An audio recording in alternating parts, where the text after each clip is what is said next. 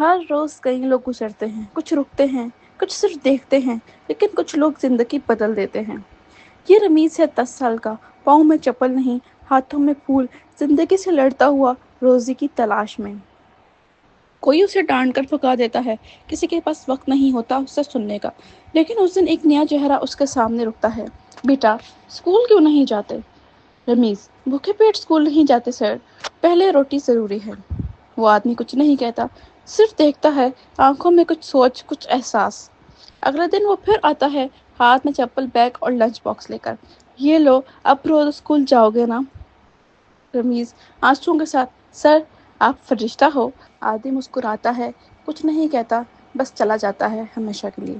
10 سال بعد وہی رمیز اب ایک جرنلسٹ بن گیا ہے۔ ٹی وی پر اس کا پہلا شو اور پہلا جملہ، رمیز، آج میں جو بھی ہوں اس چپل والے فرشتے کی وجہ سے ہوں۔